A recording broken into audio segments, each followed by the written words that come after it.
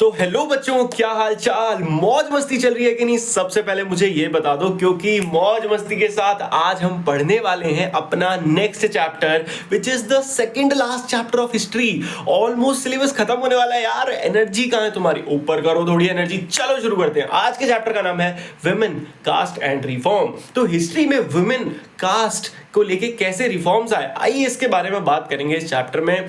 थोड़ा सा लेंदी चैप्टर है, तो आलती पालती मारो, ईयरफोन्स लगाओ, कॉपी पेन लेके बैठ जाओ। वाह भाई वाह, क्या राइम बना डाली भैया ने। And let's go.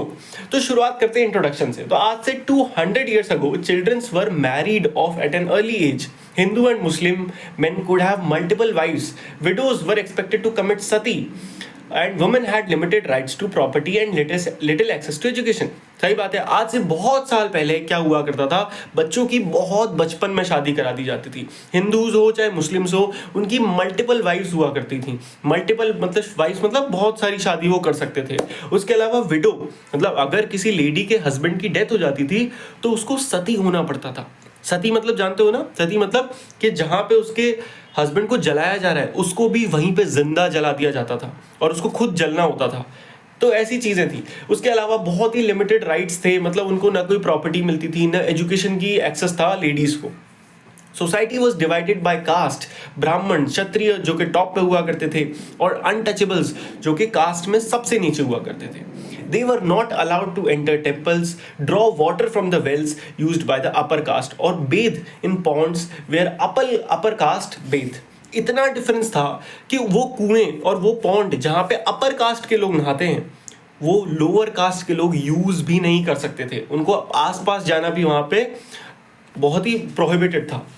और ये सब हुआ over the 19th and 20th century. Norms and perceptions began to change. But 19th और 20th century आते आते क्या हुआ, लोगों के दिमाग में परसेप्शन चेंज होने लगा।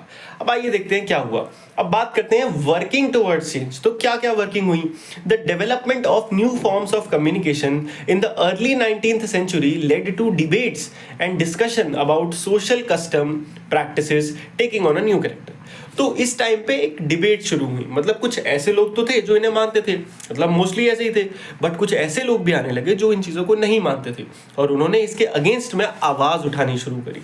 तो books, newspaper, magazine, leaflet, pamphlet, ये सब प्रिंट होने लगे फॉर द फर्स्ट टाइम, जहाँ पे लोगों को इन्फॉर्मेशन दी गई इन थॉट्स के बारे में कि हमें वुमेन के राइट्स के बारे में भी सोचना चाहिए। These new forms of communication allowed for the discussion of various issues including social, political, economic and religious matters. तो जब लोगों ने ये प्रिंट करना शुरू करा तो आम जनता के बीच में डिस्कशंस होने शुरू हुए। मतलब डिस्कशन क्या, अगर मानो गवर्नमेंट कोई डिसीजन लेती है या फिर न्यूज़पेपर में कोई भी चीज़ आती है तो उसको लेके जनता अपने अपने ओपिनियंस बनाती है। कुछ लोग उसके फेवर में बनाते हैं, जैसे मानो कि नोट्स 2000 के नोट बंद हो गए, राइट? तो 2000 के नोट्स बंद होने पे कुछ लोग बोलेंगे कि नहीं, ये तो बिल्कुल अच्छा हुआ, ये गवर्नमेंट ने बिल्कुल ठीक किया, इससे करप्शन कम हुआ। कुछ लोग बोलेंगे ये तो बहुत गलत किया, लोग परेशान होंगे इससे। तो ओपिनियंस हमेशा दोनों साइड के बनते हैं। तो जब ये प्रिंट होने लगे तो दोनों साइड के ओपिनियन सामने आने लगे। इससे क्या हुआ, main and sometimes women in the new cities could now debate and discuss these issues. तो कई बार आदमी और कुछ औरतें जिनको सपोर्ट मिला थोड़ा सा, वो जो आगे बढ़ के बोल पाएंगे, उनको ये राइट मिला कि वो डिबेट और डिस्कस कर सकें अपने राइट्स को और इन सारी प्रॉब्लम्स को। और इसके अलावा most important, Indian reformers and reform group initiated many of these debate. कई रिफॉर्म ग्रुप बने। रिफॉर्म का मतलब क्या होता है? फॉर्म मतलब क्या होता है? बनना, एंड रिफॉर्म मतलब होता है फिर से बनना, दोबारा बनना। तो रिफॉर्म मतलब ये होता है कि जब किसी सोसाइटी या किसी भी चीज़ को फिर से बनाना हो तो एक रिफॉर्म ग्रुप बनाया जाता है कि हमारी सोसाइटी में कुछ गड़बड़ है एंड हमें इसको फिर से बनाना पड़ेगा। तो इन रिफॉर्म ग्रुप को बनाने में जो सबसे मेजर नाम आता है, जो आपको याद ही रखना है इस चैप्टर से, दैट इज राजा राम मोहन रॉय, जिनकी एज लाइफ स्पैन था 1772 से लेके 1833 तक। सोचो इतने सालों पहले की बात है ये। आज भी हम वुमेन राइट्स को लेके लड़ रहे हैं और ये वो इंसान थे जिन्होंने 80s मतलब 18s में ये समझ लिया था कि हमें वुमेन्स को भी बराबर राइट देने चाहिए। तो देखो ये है राजा राममोहन रॉय, इनकी शक्ल आप देख सकते हो। He looks very much Anglo Indian. He founded a reform association known as Brahmo Sabha, जो कि बाद में ब्राह्मो समाज के नाम से जाना गया, और कलकत्ता में उन्होंने एक ग्रुप बनाया। रिफॉर्म मतलब एक ग्रुप ऑफ पीपल बनाया जो सिमिलर तरीके से सोचते हैं और उस चीज पे काम करते हैं। रिफॉर्मर जैसे कि राजा राम मोहन रॉय ये बिलीव करते थे कि change changes were necessary in society and unjust practices needed to be eliminated. मानते थे कि समाज में चेंज जरूरी है और ये बेकार की प्रथाएं जैसे सती या फिर एक फीमेल बच्चे को मार देना, ये इनको रोकना है हमें कैसे भी करके, समझ रहे हो। They sought to be persuade people to give up old practices and adopt a new way of life। उन्होंने लोगों को ये सिखाना शुरू करा कि ये पुरानी पुरानी बकवास प्रैक्टिसेस को छोड़ के हमें आगे बढ़ना होगा, हमें नई चीज़ों को अडॉप्ट करना होगा। समझ रहे हो ना आप। यहाँ से स्टोरी आपको मे बी थोड़ी बोरिंग लग रही हो, but these are very very important for your exams as well as your own knowledge. आपको पता होना चाहिए कि ये सब कैसे हो पाया है। तो राम मोहन रॉय जो थे उन्होंने फोकस करा स्प्रेडिंग वेस्टर्न एजुकेशन पे and advocating for greater freedom and equality of women. उन्होंने ये सब कुछ जो थॉट्स से उनके अंदर आए कहाँ से, आप सोचोगे ना कि भाई उन्हें कैसे आइडिया हुआ। एक्चुअली क्योंकि वो बाहर बहुत रहे, इंडिया से बाहर, तो वेस्टर्न एजुकेशन जहाँ पे इक्वालिटी थी, वुमेन्स भी बराबर ही की हिस्सेदार थी लाइफ हर चीज़ में, तो उन्होंने सेम चीज़ इंडिया में लोगों को एडवोकेट करनी शुरू करी। एडवोकेट मतलब क्या होता है, ये नहीं वकील बन गए वो, एडवोकेट मतलब लोगों को समझानी शुरू करी। He criticized the burden of domestic work on women and their confinement to the home, advocating for their education and empowerment। उन्होंने पूरी दुनिया में जाके इस चीज़ को लेके लोगों को समझाया कि औरतों को सिर्फ घर का काम करने देना और उन्हें घर की चार दीवारी में बंद कर देना एक बहुत ही गलत चीज़ है और हमें इसको ख़त्म करना होगा। समझ में आया? Very good. नेक्स्ट, अब changing the lifes of widows. Widow आपको समझ में आता है किसे कहते हैं, जिसके हस्बैंड की डेथ हो जाती है, that is called a window. तो राम मोहन रॉय बहुत कंसर्न थे about the problems faced by widows and campaigned against the practice of Sati. Sati was a very evil practice, extremely evil. आप सोचो किसी लेडी को जिंदा जला दिया जाता था जस्ट बिकॉज उसके हस्बैंड की डेथ हो गई। तो राजा, और इसको बहुत कल्ट माना जाता था, मतलब अगर नहीं करा तो पूरे समाज आपकी जीवन के पीछे पड़ जाता था। तो he used his knowledge of various languages to show that the practice of widow burning had no support in the ancient text। अब लोगों का क्या है, लोगों को तो जो गुरु आके कुछ समझाता है वो मान जाते हैं। तो राम मोहन रॉय को कोई रास्ता जब समझ नहीं आया तो उन्होंने एक एक करके सारे टेक्स्ट पढ़े, कुरान पढ़ी, बाइबल पढ़ी, मतलब क्रिश्चियंस के लिए, और हिंदुओं के लिए गीता और ये सब पढ़ा, और उन्होंने लोगों को समझाया कि किसी भी धार्मिक किताब में ये नहीं लिखा कि किसी पत्नी को उसके पति के मरने पे जल के मर जाना चाहिए। तो लोगों को समझाया। और ब्रिटिश ऑफिशियल्स जो थे, मतलब उस समय की जो ब्रिटिश सरकार थी 19वीं सेंचुरी में, वो भी इस चीज़ को लेके बहुत क्रिटिसाइज करती थी भाई, क्योंकि वो बाहर के लोग थे, उन्हें लगता था इंडिया में ये क्या हो रहा है, क्यों एक लेडी को ऐसे जला दिया जाता है। तो वो भी इस चीज़ को बहुत अगेंस्ट में थे। तो इसीलिए उन्होंने राम मोहन रॉय की बात सुनी और 1829 में एक ऑफिशियल लॉ पास किया गया जिससे सती की जो प्रैक्टिस थी उसको ऑफिशियली लीगली बैन कर दिया गया कि कहीं पे भी अगर सती प्रैक्टिस होती पाई गई, प्रैक्टिस होती मतलब कहीं पे सती किसी लेडी को किया जा रहा है, तो उन सबको जेल हो जाएगी। उसके अलावा राम मोहन रॉय जो थे, method of using ancient text to challenge harmful practices were adopted by later reformers. उनका जो तरीका था समाज में बदलाव लाने का वो यही था कि जिस धर्म में आप बदलाव लाना चाहते हो आप उस धर्म की पहले किताबें पढ़ो, नॉलेज लो, और फिर उन्हीं लोगों को समझाओ कि देखो आपके धर्म में ही ये लिखा हुआ है। और उनकी ये टेक्निक को आगे भी आज तक भी बहुत सारे रिफॉर्मर्स यूज करते हैं। इसी के साथ साथ एक नाम और आता है, ईश्वर चंद्र विद्यासागर। ये ऐसे इंसान थे जिन्होंने used ancient text to suggest that widows could remarry, which was later adopted into law in 1856। तो हुआ क्या, राजा राममोहन रॉय ने इतना काम तो कर दिया कि सती ना हो, मतलब उस औरत को जलाया ना जाए, मगर फिर भी समाज को कुछ तो करना था बुरा। तो उन्होंने क्या करा, उन्होंने वो लेडी जो विडो बन चुकी है उनकी जिंदगी को नरक बना दिया। सिंपल बोल रहा हूँ, नरक बना दिया। उन्होंने क्या करा कि तुम सिर्फ वाइट कपड़े पहनोगी, तुम कहीं नहीं जा सकती, तुम्हें घर के बाहर एक चबूतरा जैसा बनेगा, तुम घर के अंदर भी कदम नहीं रख सकती, तुम्हें उसमें रखना पड़ेगा। ऐसा माना जाता था पहले कि अगर किसी हस्बैंड की डेथ हुई है तो उसका सोल रीजन सिर्फ और सिर्फ उसकी पत्नी है, वही एक पनौती है, वो बैड लक है, उसकी वजह से डेथ हुई है, ऐसा माना जाता था पहले। इसलिए उसको एकदम घर से बाहर रखा जाता था। तो इसके बाद ईश्वर चंद्र विद्यासागर भी एक ऐसी रिफॉर्मर थे जिन्होंने फाइनली विडो रीमैरी कि विडोज फिर से शादी करके एक नया जीवन शुरू कर सके, उनके ऊपर उन्होंने काम किया और फाइनली ये भी एक लॉ बना 1856 में। चलो, the movement of widow remarriage spread to other parts of the country, और ये धीरे धीरे पूरे कंट्री में फैला।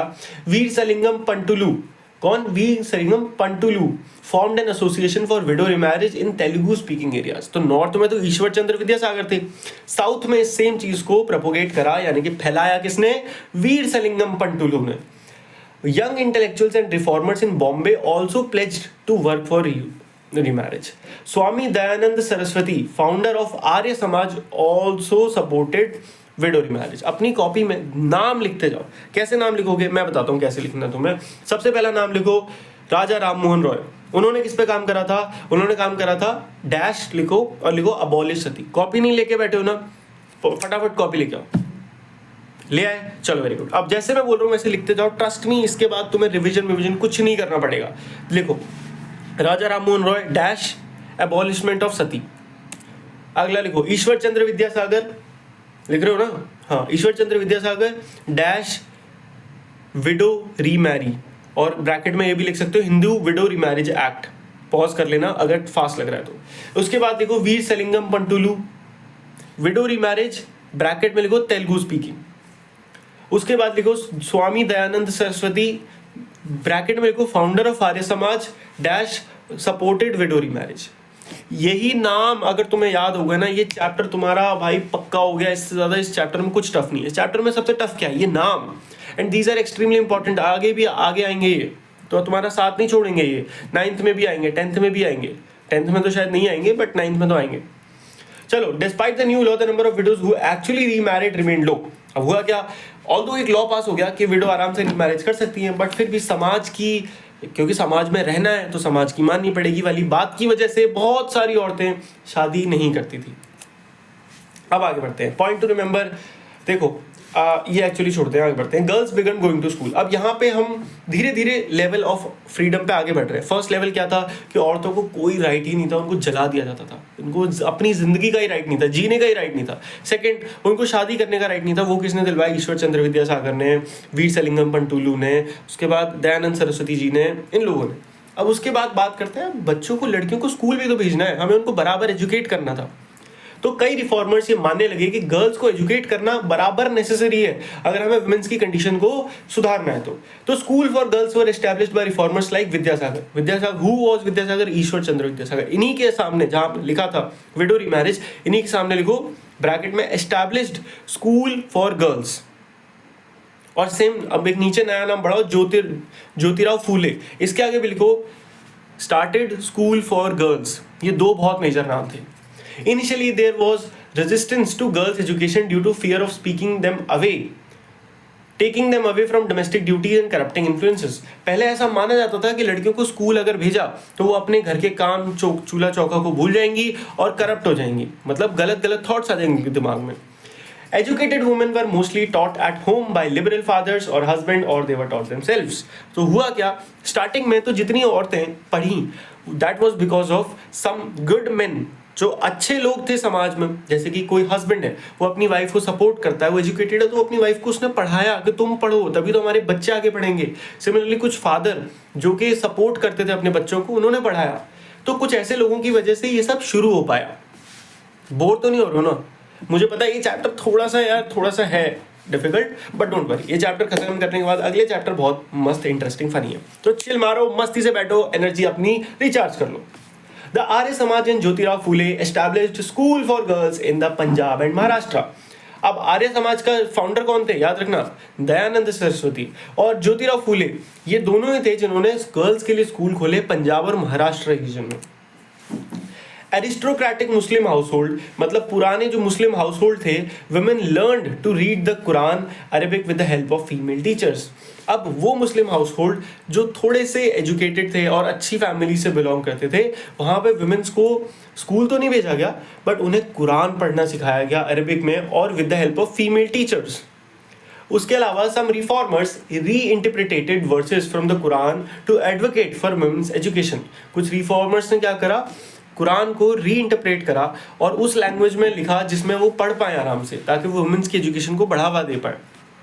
उर्दू नॉवेल्स को लिखा गया ताकि वुमेन को एनकरेज करा जाए पढ़ने के बारे में, अबाउट धर्म, डोमेस्टिक मैनेजमेंट, और उस लैंग्वेज में जिसमें वो समझ सकती हैं. ओके, सो अब हमने ये तो सीखा, वुमेन्स पढ़ना सीखी, अब वुमेन्स लिखना भी सीखेंगी. देखते जाओ कैसे कैसे सब कुछ चल रहा है. तो in the early 20th century Muslim women's like the Begum of Bhopal, नाम आ गया, वेरी गुड. लिखो Begum of Bhopal and Begum Rukaiya Shekhawat Hussain. Very important name. क्या नाम है? बेगम रुकैया रुकैया सखावत हुसैन, आप ऐसे इसको रोकेया मत पढ़ना, रोकेया, इट्स एक्चुअली रुकैया हिंदी में, played a significant role in promoting education for women. इनका मेजर रोल था. Indian women began entering universities and pursuing career as doctors and teachers in 1880s. तो 1800 में जाके कहाँ लड़ाई शुरू हुई थी, और 1880 मतलब 70-80 साल आपको लग गए पूरी लड़ाई करने में कि फाइनली जो वुमेन थी वो यूनिवर्सिटीज जाके डॉक्टर और टीचर जैसे प्रोफेशन को परस्यू करने लगी. Many women began to write and publish their critical views on the place of women in society. इसी में एक नाम आता है Tarabai Shinde, a woman educated at home at Pune. एक ऐसी women थी जो कि सेल्फ एजुकेटेड, मतलब घर पे एजुकेटेड थी, किसी स्कूल नहीं गई. उन्होंने एक बुक लिखी, इसका नाम था स्त्री पुरुष तुलना. क्या बोलोगे इसको? स्त्री पुरुष तुलना. इसको कुछ उल्ट सुंट मत पढ़ना. दिस इज कॉल्ड स्त्री पुरुष तुलना, यानी कि comparison between women and main. समझ आया? ये इसमें इन्होंने क्रिटिसाइज करा था कि कितने सोशल डिफरेंसेस हैं मेन और वुमेन के बीच में आज भी, और हमारी सोसाइटी कितनी मेन डोमिनेटिंग है. इसी के साथ अगला नाम आता है पंडिता रामाबाई का, जिन्होंने क्रिटिसाइज करा था हिंदुइज्म को क्योंकि वो ऑप्रेस करता था वुमेन्स को, and founded widows home to provide support for mistreated widows. उन्होंने सबसे पहले तो हिंदूज के बारे में लिखा कि वहाँ पे वुमेन को ऑप्रेस किया जाता है, उनको पूजा नहीं करने दी जाती है, ऐसी चीज़ें थी. उसके अलावा उन्होंने एक विडोज होम भी शुरू किया, मतलब एक ऐसा घर जहाँ पे सारी विडोज को रहने के लिए जगह मिलती है, क्योंकि उन्हें समाज में कहीं पे भी रिस्पेक्ट और मतलब कहीं उनको कोई केयर नहीं करता था, तो उन्होंने उनके लिए बनाया था जो मिसट्रीटेड थी. उसके अलावा women's activism alarmed the orthodox Hindu and Muslim who feared the adoption of western ways and the erosion of culture and family values. अब इस एक्टिविज्म से होता क्या, ये समझो. इस एक्टिविज्म से हुआ क्या, ये जो ऑर्थोडॉक्स यानी कि कट्टर हिंदू और मुस्लिम थे, ये घबराने लगे. इन्हें लगा कि अगर ये सब जो हो रहा है, ये हुआ इसलिए क्योंकि ये अंग्रेज़ों के कल्चर से हम बहुत ज़्यादा इन्फ्लुएंस हो रहे हैं.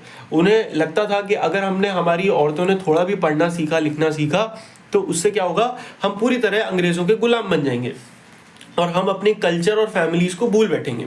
तो by the end of 19th century, women were actively working for reform through writing, founding school, setting up women's association. तो 19th century एंड होते होते बहुत कुछ बदलाव आ गया था. वुमेन अब लिख रही थी, पढ़ रही थी, स्कूल खोल रही थी, नए नए वुमेन के एसोसिएशंस बन रहे थे, तो things were getting much better. 20th century आते आते क्या होता है, women formed political pressure groups. अब वुमेन किस में आने लगी, पॉलिटिक्स में आने लगी, और नेशनलिस्ट और सोशलिस्ट मूवमेंट्स जैसे कि गांधी जी का सत्याग्रह मूवमेंट जैसे मूवमेंट्स को ज्वाइन करने लगी. To advocate for female suffrage, improved health care and education. और लीडर्स जैसे कि जवाहरलाल नेहरू, सुभाष चंद्र बोस, इन्होंने भी सपोर्ट करा वुमेन की डिमांड को for equality and freedom. Nationalist leader promised करा full suffrage for men and women after independence, but encouraged women to focus on the anti British struggles until then. तो होता क्या है कि भाई वुमेन्स उस समय अपने लिए लड़ रही थी और देश उस समय अपने लिए लड़ रहा था. तो ऐसे में जो नेशनलिस्ट लीडर थे, चाहे गांधी जी, सुभाष चंद्र बोस, इन सब ने मिलकर मतलब एक अंडरस्टैंडिंग के तहत ये बात करी कि हम इस बात की गारंटी देते हैं कि जिस दिन देश आज़ाद होगा हम बराबर इक्वालिटी देंगे मेन एंड वुमेन को, बट तब तक क्यों ना हम सब मिलके ये अपने आपस के टॉपिक छोड़ के हम देश से इन अंग्रेजों को निकालने के बारे में ज़्यादा फोकस करें. जिसके बाद ऐसा हुआ, हर जितने भी मूवमेंट गांधी जी के थ्रू हुए उस सब में लेडीज का बहुत मेजर रोल रहा. वो सब साथ में घूमी है क्योंकि उन्हें देश को आज़ाद कराना था. अब बात करते हैं law against child marriage. Child marriage की बात हमने चैप्टर की इंट्रोडक्शन में करी थी. 12 साल, 10 साल, 11 साल, 13 साल, 14-15 साल तो उस समय ऐसा माना जाता था कि ये तो नॉर्मल, मतलब जैसे आज के टाइम पे 20-25 साल एक ऐसा एज है जिसमें शादी को नॉर्मल माना जाता है, राइट. उस समय पे 14-15 साल को नॉर्मल माना जाता था. एक छोटी बच्ची की शादी करा दी जाती थी 14-15 साल में. With the rise of women's organization and discussion on these issues, the push for reform again gained momentum. तो मतलब एकदम से लोग मोटिवेट हो गए कि यार बदलाव तो लाना पड़ेगा. ऐसा एक सिग्निफिकेंट चैलेंज था जो कि चाइल्ड मैरिज को रोकने के ऊपर था. अब कई Indian legislators in the central legislative assembly worked to pass a law to prevent child marriage. तो चाइल्ड मैरिज के लिए बहुत सारे लॉज बनाने की कोशिश करी गई. फाइनली 1929 में the child marriage restraint act, लिखो इसको 1929 चाइल्ड मैरिज रिस्ट्रेन एक्ट को एनैक्ट करा गया with less controversy than previous law. मतलब पहले भी लॉज आए बट बहुत सारे लोग इसको अपोज करते थे और बार बार ये पास नहीं हो पाता था. और फाइनली 1929 में लॉ पास हुआ। This act initially set up the minimum marriage age at 18 for men and 16 for women. सोचो तब भी ये पहले क्या आया कि 18 साल आदमियों के लिए और 16 years for main for women. कितनी छोटी होती लड़कियां, और बाद में इसको ठीक करके 21 और 18 किया गया, विच इज आई गेस अब इसको और बढ़ा के 24 और 21 कर दिया गया है। चलो अब बात करते हैं कास्ट एंड सोशल रिफॉर्म की। अभी तक हमने वुमेन्स के बारे में बात करी, बट हमने देखा कि कास्ट में भी बहुत डिफरेंस था। तो सोशल रिफॉर्मर जैसे कि राजा राममोहन रॉय और प्रार्थना समाज क्रिटिसाइज्ड कास्ट इनइक्वालिटीज, ये कास्ट इनइक्वालिटीज के लिए भी लड़ रहे थे। The Prarthana Samaj adhered to the tradition of Bhakti which believed in the spiritual equality of all castes। तो प्रार्थना समाज भी एक ऐसा ग्रुप ऑफ पीपल था जो कि भक्ति में भरोसा रखते थे। वो मतलब वो भी हिंदू ही सोसाइटी थी, but they believed in spiritual equality कि भाई हम सब क्या है, हम सब एक आत्मा है, और आत्मा का कोई वो नहीं होता, कास्ट नहीं होती, ऊंचा नीचा, हर चीज़ आत्मा है, तो हम कैसे किसी को छोटा बड़ा कह सकते हैं। तो परमहंस मंडली, ये भी एक ग्रुप ऑफ पीपल था, was founded in Bombay in 1840 to work for the abolition of caste. Paramhansa Mandali ये बनाई गई थी, विच इज अ ग्रुप जो कि बॉम्बे में फाउंड किया गया था 1840 में, जो कि कास्ट एबॉलिशन के, कास्ट को खत्म करो के लिए लड़ता था। Many reformers and members of reform association were from upper caste, and crazy बात इसमें ये है कि कई मेंबर इस रिफॉर्म ग्रुप के कौन थे, वो अपने आप में अपर कास्ट के लोग थे, जो कि एजुकेटेड थे, जो कि समझते थे कि समाज को बदलाव की ज़रूरत है। समझ में आ रहा है ना चैप्टर? देखो आई नो ये थोड़ा बोरिंग है, इसमें स्टोरी नहीं है, but it is interesting and informative. ये चीज़ें हमें पता होनी चाहिए यार, अपने देश के बारे में तो पता होनी चाहिए। मतलब खुद सोच के देखो, मुझे ऐसा लगता है अगर हिस्ट्री थोड़ी सी हमें पता रहती है इस टाइप की चीज़ें, तो कभी फ्यूचर में तुम कॉलेज आओगे, स्कूल जाओगे, 4 लोगों के बीच में बैठ के बातें करोगे, तो तुम्हारे पास खुद के ओपिनियंस होंगे, विच इज़ वेरी इंपॉर्टेंट, है ना। अगर तुम्हारे पास खुद के ओपिनियंस नहीं है, तुम बस दूसरों की बातें सुन के बोलोगे हाँ हाँ सही बोल रहा है, हाँ सही बोल रही है। अगर तुम्हारे ओपिनियंस होंगे तो लोग तुम्हें नोटिस करेंगे कि हाँ यार ये सही बोल रहा है बंदा, ही इज़ नॉलेजेबल। तो इसीलिए सुनो, किसी और के लिए नहीं, किसी एग्जाम के लिए नहीं, अपनी नॉलेज के लिए सुनो। चलो आगे बढ़ते हैं। अब they would secretly violate caste taboos on food and touch in an effort to eliminate caste prejudice from their lives। ऐसा माना जाता था कि अगर जो छोटी जात के लोग हैं वो किसी बड़ी जात के आदमी के सामने खड़े नहीं हो सकते, वो ज़मीन पे बैठेंगे, वो पानी नहीं पी सकते, वो पानी किस में पियेंगे, किसी बेकार गंदे बर्तन में, उस बर्तन में तो कभी नहीं। बट इस रिफॉर्म ग्रुप्स में क्या होता था, इन चीज़ों को छोड़ के एक साथ खाना खाते थे लोग, एक साथ बैठ के एक बर्तनों को यूज़ करते थे, ताकि हम इनको वायलेट करें, हम देखें, दुनिया को दिखाएं कि कुछ फ़र्क नहीं पड़ता, ये सब बेकार के हमारे मन के बनाई हुई चीज़ें। क्रिश्चियन मिशनरी सेटअप हुई। क्रिश्चियन लोगों ने क्या करा, बहुत सारे जो ट्राइबल ग्रुप थे और लोअर कास्ट लोग थे, उनको एक प्लेटफॉर्म दिया। उन्होंने उनको बोला कि अगर आपको लगता है कि आपको वो रिस्पेक्ट जो आपको मिलनी चाहिए नहीं मिल रही है, तो आप हमारा धर्म ज्वाइन करो, ऑलरेडी आप कास्ट से फ्री हो जाओगे और आप क्रिश्चियन हो जाओगे। और कई लोगों ने करा भी उस टाइम पे। तो फैक्ट्रीज और म्यूनिसिपैलिटीज जैसे जैसे बढ़ने लगी, लेबर की डिमांड भी बढ़ने लगी, है ना। लेबर मतलब वो लोग जो काम करते हैं, और जॉब्स ये जो थे, जैसे कि ड्रेन, गड्ढा खोदना, रोड बनाना, बिल्डिंग बनाना, क्लीनिंग सिटीज़, ये सब की ज़रूरत पड़ने लगी। और इस सब के लिए लेबर जैसे कि कुली, डिगर, क्या सामान उठाने वाले या ईंटें लगाने वाले या सीवेज क्लीनर, स्वीपर, पैलेंक्विन बेयरर्स और रिक्शा पुलर्स, इन सब की ज़रूरत पड़ने लगी। तो अब कई पुअर इंडिविजुअल जो गांव और स्मॉल छोटे शहरों से थे, स्पेशली जो कि लोअर कास्ट के थे, ये सिटीज़ आने लगे इन लेबर डिमांड्स को कंप्लीट करने के लिए। Some also traveled to work on plantation in places like Assam, Mauritius, Trinidad and Indonesia.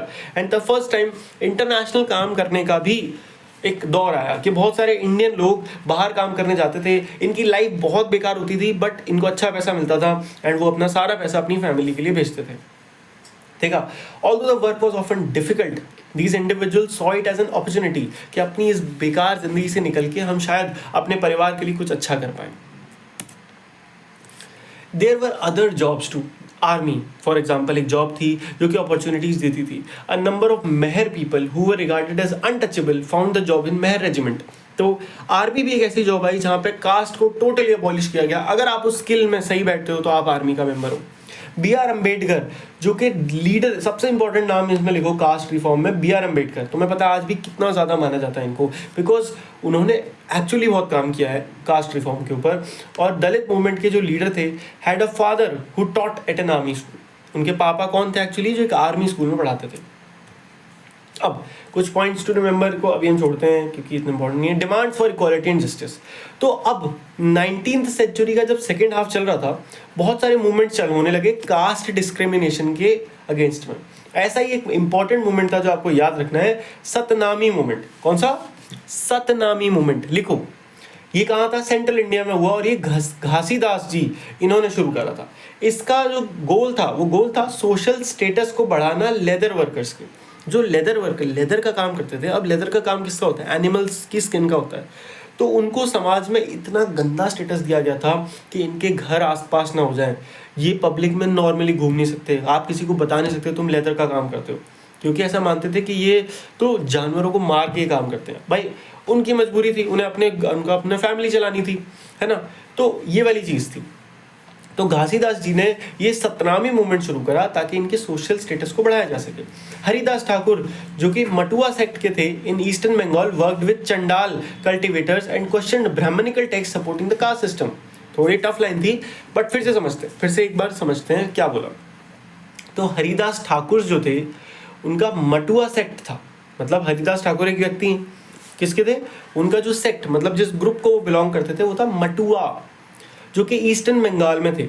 उन्होंने किन के साथ काम करा? चंडाल कल्टीवेटर्स, ये भी कोई लोग थे, चंडाल कल्टीवेटर्स। और क्वेश्चन करा उन्होंने ब्राह्मणिकल टेक्स्ट को। ब्राह्मणिकल टेक्स्ट मतलब कि जो ब्राह्मण जो थे, जो कि टॉप लेवल हिंदू माने जाते थे, उनके टेक्स्ट को, कि भाई आप ये बताओ आपके कौन से टेक्स्ट में, मतलब कौन सी आपने ऐसी किताब पढ़ी जिसमें ये लिखा है कि कास्ट सिस्टम ऐसा एग्जिस्ट करता है, हमें भी दिखाओ। तो ये मानते थे। ऐसे एक और नाम है श्री नारायण गुरु, जो कि गुरु थे from the Ezhava state caste in the present day Kerala. तो जहाँ आज केरला है, वहाँ पे एक एजावा कास्ट के लोग रहते थे, उसमें एक गुरु थे श्री नारायण गुरु।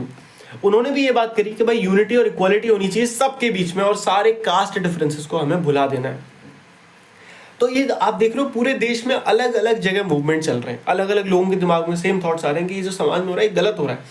एंड थॉट्स अलग हूँ, बट सबका गोल एक ही है। वो क्या है? इक्वालिटी, सबके बीच में एक जैसा बिहेवियर। तो one of the Shri Narayana Guru famous statement was one caste, one religion, one god for human kind. तो लोग इतना क्यों फॉलो करने लगे श्री नारायण गुरु को? क्योंकि उन्होंने ऐसे स्टेटमेंट दिए जैसे कि एक कास्ट, एक धर्म, one religion and one god for human kind. हम इतना उन्होंने रिलीजन को भी छोड़ दिया, उन्होंने कास्ट को भी छोड़ दिया। उन्होंने बोला भाई हम सब एक हैं, हम सबका धर्म एक है, हम सबका भगवान एक है, और पूरे ह्यूमन काइंड का। और all the sect, what are sect? Sect is group of people, है ना, were founded by leaders who came from non Brahmin caste. अब ये याद रखना कि इसमें से ज्यादातर, मतलब मोस्टली जितने भी ऐसे सेक्ट बने, वो सब ऐसे थे जो कि नॉन ब्राह्मण कास्ट से थे, ठीक है, mostly. And work amongst them. They tried to change those habits and practices which provoked the contempt of dominant caste. उन्होंने ऐसी हरकतों को, ऐसी चीज़ों को रोकने की कोशिश करी जिससे क्या होता था, ये डोमिनेंट कास्ट छोटी कास्ट को दबाती थी कि तुम ये नहीं कर सकते, तुम यहाँ नहीं जा सकते, तुम ये पॉइंट नहीं यूज़ कर सकते, तुम्हें अलग पानी यूज़ करना है। They tried to create a sense of self-esteem among the subordinate caste. उन्होंने दुनिया को ये सिखाया कि जो छोटी कास्ट है, या छोटी कास्ट क्या होती है, लोगों की बताई हुई है छोटी कास्ट है, कहाँ लिखा है ये छोटी है ये बड़ी है? कहीं नहीं लिखा ना। तो उनके बीच में भी एक सेल्फ एस्टीम, एक सेल्फ कॉन्फिडेंस कि तुम भी इंसान हो यार, तुम्हारे अंदर कोई कमी नहीं है। तो ये उनके अंदर वापस जगाया। अब लास्ट आई गेस टॉपिक जो है वो है गुलामगिरी, विच इज इंपॉर्टेंट टॉपिक। तो ज्योतिराव फूले जो थे, was a vocal leader among the low caste leaders in India.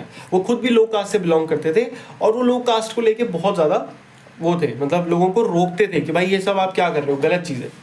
He studied in school set up by Christian missionaries and developed his own ideas about the injustice of caste society. वो बचपन से Christian school में पढ़े थे, और उसके बाद उन्होंने अपने ही कुछ विचारधारा डेवलप करी, तो कि अगर किसके बारे में थी कि समाज में जो जो इनजस्टिस हो रहा है, जो जो गलत चीज़ें हो रही हैं उसके बारे में।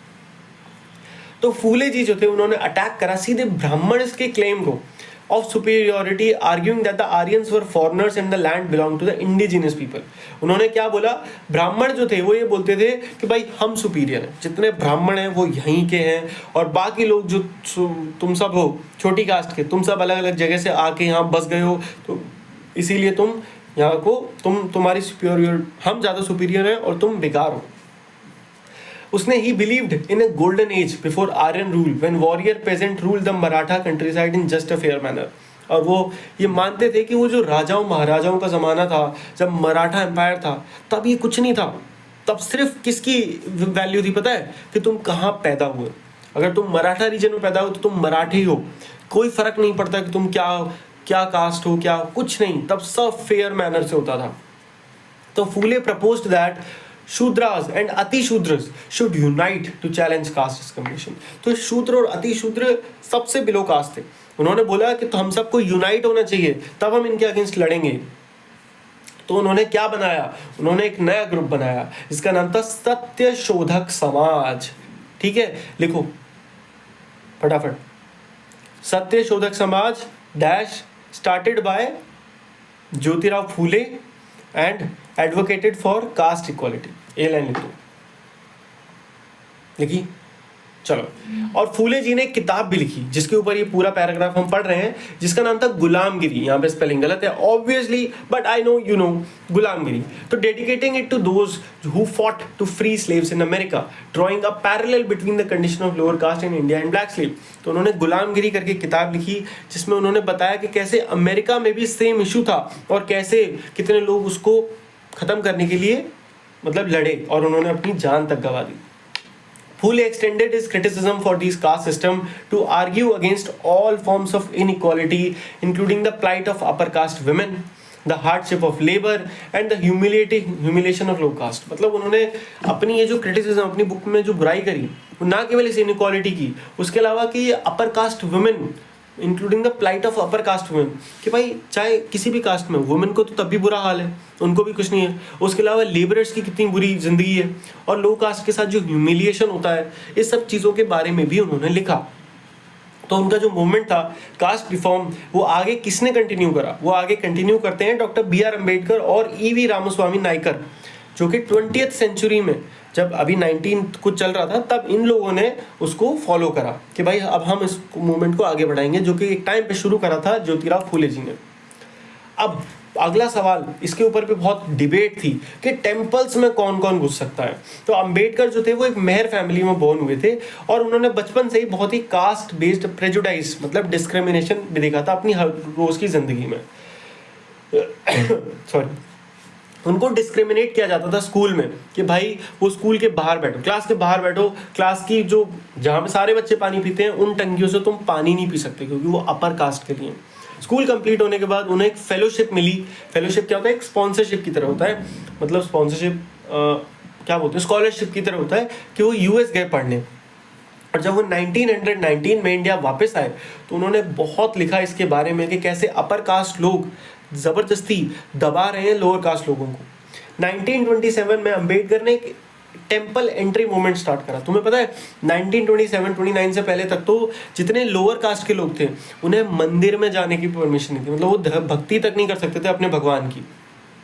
तो 1927 में अंबेडकर जी ने टेम्पल एंट्री मूवमेंट में स्टार्ट करा, जिसमें मेहर कास्ट के लोगों को और बहुत सारे लोगों को ये बोला गया कि भाई दलित अब टेम्पल के टैंक को यूज़ कर सकते हैं, टेम्पल में जा सकते हैं और रोक सको तो रोक लो. इससे बहुत लोग भाई चिढ़ भी गए. 3 टेम्पल एंट्री मूवमेंट बिटवीन 1927 से 1935 में 3 बार मूवमेंट हुआ, जिससे कास्ट प्रेजुडाइज के बारे में हमें पता चलता है. आज भी लोग बहुत फॉलो करते हैं डॉक्टर B.R. अम्बेडकर जी को इसी रीज़न की वजह से. अब द नॉन ब्राह्मण मूवमेंट भी था एंड ये लास्ट ही है, इसके बाद चैप्टर ऑलमोस्ट खत्म हो गया है. पढ़ते हैं इसको. देखो, the non Brahmin movement emerged in the early 20th century. ये कब शुरू हुआ, अर्ली 20th सेंचुरी में. It was led by non Brahmin caste too who had gained education, wealth and influence. They challenge the power and claims of Brahmin. तो जितने non ब्राह्मण थे उन्होंने भाई एक टाइम के बाद उनको हद पार हो गई. उन्होंने कहा भाई अब ये ब्राह्मणों ने समाज में बुरा हाल कर रखा है, ये कैसे मानते हैं कि ये सबसे लीडर हैं, हर चीज़ में ये अच्छे हैं. तो ऐसे E.V. रामास्वामी नायकर, जिनको पेरियार के नाम से भी जाना जाता है, वो इस मूवमेंट के की फिगर थे. तो लिखो the non Brahmin movement dash Periyar लिख लो। गुड। तो Periyar came from a middle class background and had studied Sanskrit scripture पढ़ी थी पेरियार जी ने। He left the Congress party after witnessing caste based seating arrangement at a nationalist feast. हुआ क्या, एक बार कांग्रेस की एक बहुत बड़ी फीस्ट दावत थी, वहाँ पे उन्होंने देखा कि वहाँ पे कास्ट बेस्ड सीटिंग कैपेसिटी थी कि ब्राह्मण यहाँ बैठेंगे, छोटी जात के लोग यहाँ बैठेंगे, बाकी यहाँ बैठेंगे। तो ये देखने के बाद उनका दिमाग फिर गया, उन्होंने कांग्रेस ही छोड़ दी कि भाई बेकार, ये जिसके साथ हम देश को आज़ाद कराना चाहते हैं इनके खुद के ही विचार गलत हैं। पेरियार ने अपना एक सेल्फ रिस्पेक्ट मूवमेंट शुरू करा जहां पे वो डिग्निटी और इक्वलिटी के लिए लड़ते थे अनटचेबल्स की। He argued that untouchables were the true upholders of Tamil and Dravidian culture which had been oppressed by Brahmins। वो मानते थे कि जो untouchables जिनको आप कहते हो यही वो असली लोग हैं जो तमिल और द्राविडियन कल्चर को असल में रोके हुए हैं और आप इन्हीं को ब्राह्मण्स दबा रहे हैं। पेरियार जी ने क्रिटिसाइज करा हिंदू के स्क्रिप्चर को, जैसे कि कोड्स ऑफ मनु, तो मनुस्मृति एक किताब थी, उसमें ये सब चीज़ों के बारे में लिखा था, भगवत गीता को, रामायण को, और perpetuating caste and gender equality. वो इन सब चीज़ों को बहुत बुराई करते थे कि ये सब गलत है। भाई उनकी अपनी सोच थी। The lower caste leaders activism led to some reflection among upper caste nationalist leader, और ये काफ़ी बड़े बड़े लीडर्स को ये बात अफेक्ट भी करी क्योंकि वो बहुत बड़े आदमी थे। ऑर्थोडॉक्स हिंदू सोसाइटी जो थी उन्होंने रिस्पॉन्ड करा इन बातों को with the establishment of association of Sanatan Dharma Sabhas and the Bharat धर्म महामंडल इन द नॉर्थ, और ब्राह्मण सभा इन बंगाल जो कि कास्ट डिस्टिंक्शन को अपहोल्ड करती थी। मतलब अब हर तरफ आप सुन रहे हो किस बारे में, इक्वालिटी बढ़ाओ, इक्वालिटी बढ़ाओ। ये सुन के ब्राह्मण चुप थोड़ी बैठेंगे। तो जो ऑर्थोडॉक्स हिंदू थे उन्होंने क्या करा, उन्होंने अपनी अलग सोसाइटी बनाई, उन्होंने सनातन धर्म सभा या फिर भारत धर्म महामंडल जैसी सोसाइटी बनाई नॉर्थ में, और ऐसी बंगाल में बहुत बड़ी थी ब्राह्मण सभा। इनका क्या काम था कि नहीं, जो हमने बदलाव लाए हैं वो वही रहने चाहिए, कोई यहाँ पे इक्वालिटी नहीं आएगी, हम सबसे टॉप पे, हम ब्राह्मण हैं, ऐसी चीज़ें। तो इसके अलावा इसके साथ डिबेट और स्ट्रगल सालों साल चलते रहे, कॉलोनियल पीरियड के बाद भी, और ये आज तक भी चलते हैं, है कि नहीं। अब इंपॉर्टेंट डेट्स आप यहाँ पे देख सकते हो, फटाफट स्क्रीनशॉट लेते जाओ, मैं आगे बढ़ाता जा रहा हूँ। ओके, यहाँ पे भी आप देख सकते हो ज्योतिराव फूले बॉर्न हुए थे 1927 में, एंड ये लास्ट थोड़े से और हैं, दीज आर वेरी इंपॉर्टेंट, आप लोग इसको ज़रूर एक बार देख लेना, ठीक है। चलो स्क्रीनशॉट ले लो, very good. So I hope आज की आपको ये वीडियो देखने के बाद बहुत मजा आया होगा, ये चैप्टर अच्छे समझ में आया होगा। कोई दिक्कत परेशानी, कोई टेंशन है तो कमेंट कर दो, एंड वीडियो अच्छी लगी है और मजा आया है तो जोर से कमेंट करो भाई, मजेदार कमेंट करो, वीडियो को लाइक करे बिना कोई भी नहीं जाएगा, एंड सब्सक्राइब कर दो यार। चलो मिलते हैं नेक्स्ट वीडियो में, तब तक के लिए goodbye, take care and मौज मस्ती करते रहिए, बाय बाय।